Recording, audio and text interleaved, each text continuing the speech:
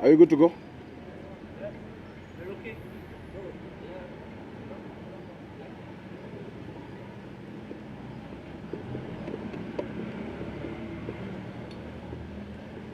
No, last time, unfortunately, we're a little late, but now we're right on time. So allow me to, first of all, welcome all of you to City Hall for this very brief press statement, after which I can take one or two questions from all of you. So welcome, and you've come in good numbers. I'd like to address the issue that you all know has been happening between the Nairobi County Government and Kenya Power and Lighting Company. And this matter has had a history. You know, it has been a matter running over many years, where the county has claimed money owed to it, around 4.5 billion, 4.9 billion to be exact. And Kenya Power had claims against the county. Initially, the claim was at 3 billion. We undertook a joint verification exercise over a whole year, where we looked at meters and accounts. We found some of those meters and accounts not being within the purview of Nairobi County. Some were very far away. And ultimately we settled. You know, we're both government. We settled on an amount, and we agreed on a payment process. The county government is mandated to collect fees and charges as well, because the people of Nairobi want services. The people of Nairobi want their roads fixed. They want, you know, garbage collected. They want medicine in hospitals. And so there had been a long-standing issue around the bailiffs, which previously used to be paid but had not been paid for a long time. Now, in the same way that when you don't pay electricity, Kenya Power disconnects you, the county government has remedies under the National Rating Act 2024, which was signed into law by our President, William Ruto, that stipulates actions that can be taken by the county government. Some of these actions include removal of county services, and also include, you know, clamping a building. And I think you've seen it before, where the county government has come and taken over a building or prevented access to premises, so that matter is resolved. However, I'm happy that today we've had a meeting, a fruitful meeting, with the leadership of the Ministry of Energy, led by Cabinet Secretary Opiyo Wandayi. We had the head of public service, we had Kenya Power Limited, and we had our officers and teams. And we agreed on a number of issues, and a joint statement is going to be issued. The joint statement will clarify the issues that we've agreed upon. The first thing we've resolved, that all hostilities end, and issues be sorted out amicably. We have now given instructions to restore water supply to their premises, and to remove the trucks that had been blocking access. It was, of course, unfortunate that one of the trucks tipped garbage. That was not the intention, and that is why in less than 30 minutes all that garbage was collected. That is not how Nairobi County operates, and our own action will be dealt with internally. Further to that, we agreed that those commercial disputes, you know, us saying you owe us this, them saying you owe us this, are going to be resolved between myself and the Cabinet Secretary for Energy and Petroleum, Opiyo Wandayi. And if need be, the Intergovernmental Technical Relations Committee will also come, you know, to resolve that. We also agreed, because the law is clear, on development control. All development control within a county is under the purview of the county government. Whether it is power lines, whether it is electricity transmission, that is under PLUPA, Physical Land Use Planning Act 2019, as well as its schedules. In specific, the third schedule. And so the issue of wayleaves will be discussed. That one we shall agree together. Already, the summit, which is chaired by His Excellency the President and attended by all governors in the country, agreed that all government institutions must adhere to development control regulations. And now I'm very happy with many of them, especially Kenya, where before doing a road or before doing any development, they seek approval and concurrence with the county government.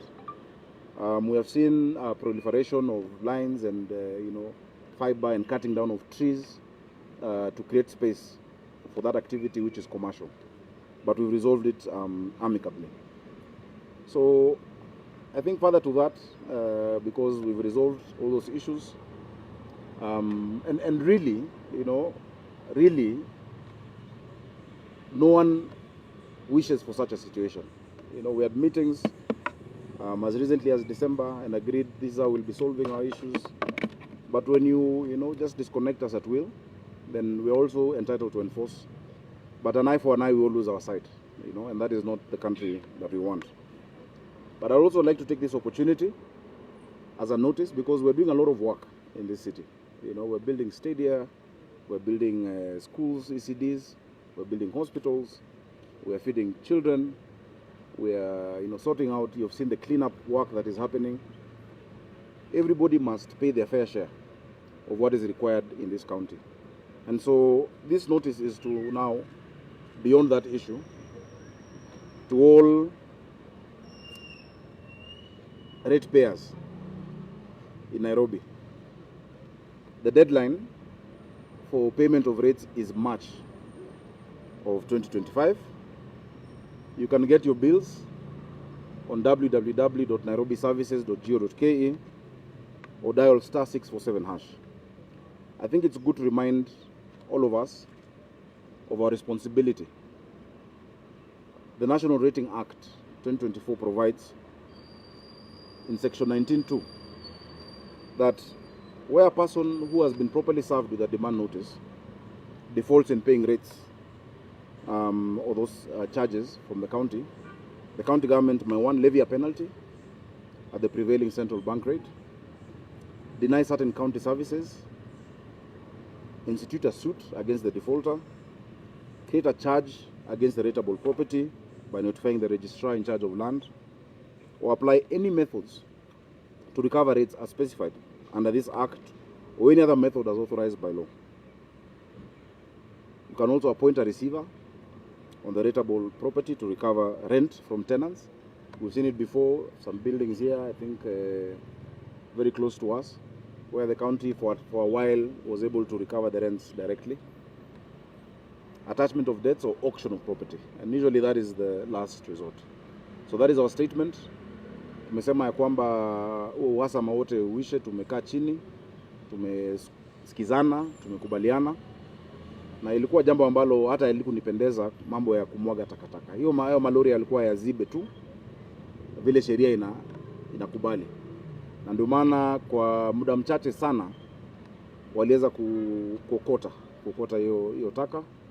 Lakini leo baada ya mkutano tumeondoa hata hizo magari, zimeondolewa, kumefunguliwa, maji inarudishwa, pamoja na huduma zote ambazo county inazingatia, kwa sababu tumekubaliana ni njia gani hizo deni ambazo tunawadai zitalipwa. Zile zetu tulikuwa tushakubaliana njia ya kuwalipa polepole, kwa sababu deni za zamani sana, lakini lazima ulipe kidogo ile ya zamani na pia ya sasa, ili yote iwe sambamba. Na sote tuko na jukumu la kuheshimiana, tuko na jukumu la kuangaliana wote kama mandugu. Si sote ni serikali. Mambo kama haya kweli haifai kufikia wananchi, na kwa hiyo tunasikitika, lakini hapo ndio tumefika na tunatumai tuendelea vizuri pamoja. So asanteni sana, thank you very much. I shall take 2 questions. And from a gentleman. Kulikuwa na mashabiki. Any questions?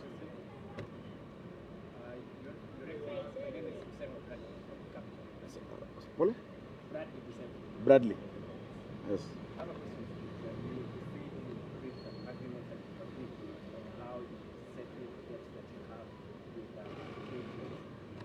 Both ways. Yes. Would you mind if you give us maybe insights of the agreement that you had following the Well, as I've said, there'll be a joint statement, but we've set up, we've agreed, myself and the Minister for Energy, we look at what we're claiming and what they're claiming. Of course, what they are claiming, we had already agreed on, procedural payments. Last Friday we did 100 million, we had done 30 before. And so every month we agreed we do 60 of the debt and 40. And remember, it's a long-standing debt from the days of the city council,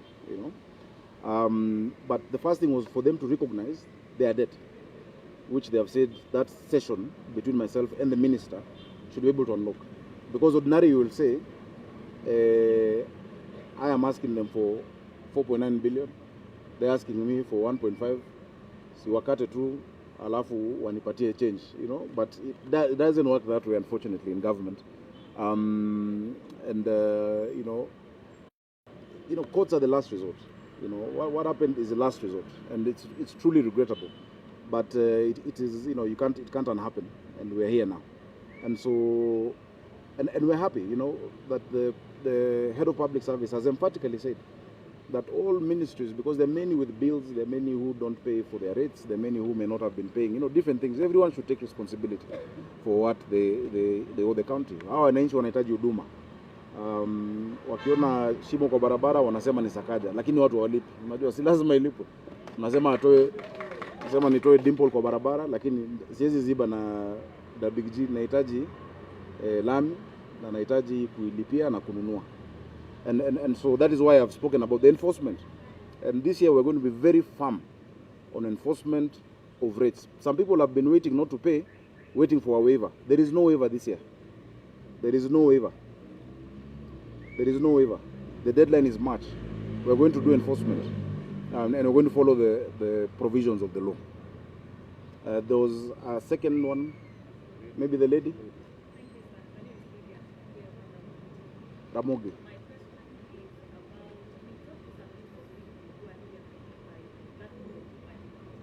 Yeah.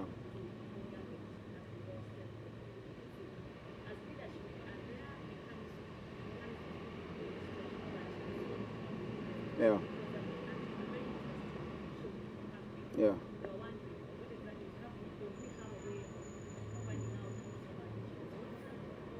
And unfortunately, as the event may have been, sometimes there's that collateral when there's a rateable owner. The person who's a rateable owner of that property is Kenya Power. And so when you enforce against them, you might have a tenant, and it's really regrettable what they have to go through.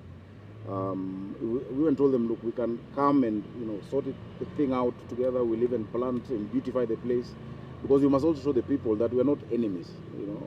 We're not sisi maadui. In the same way, when they disconnect this building, citizens suffer also. And you can't access services, you can't take a lift up, and so there's also damage to the people who are here. We have tenants, we have banks that are tenants at Annex, and so government should not deal in that way. I agree 100%. That is not how we should be dealing, and moving forward, we shall both endeavor to exhaust all those avenues. As I've said, we've had several meetings, including one just in December. Asanteni sana. Mungu awabariki. Mwisho kabisa. Yes, Willie. Yeah.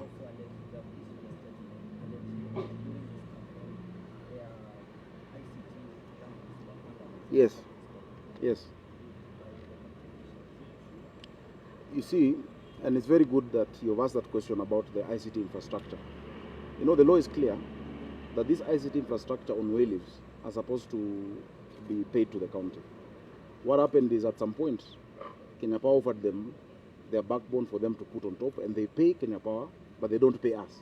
You know, the same way if you have an advertisement on a billboard that is illegal, the billboard will go down. And sometimes the person who put the advertisement is not the guilty party. We've reached out, and of course, you know, there is a core. We support the digital superhighway. We support it. We have an entire department sector on innovation and digital economy. We want that to be done, but we want things to be done properly. And I think this forum that we've now created between ourselves and the national government should be able to provide, you know, a way forward. We've also spoken to the ISPs and the telcos yesterday.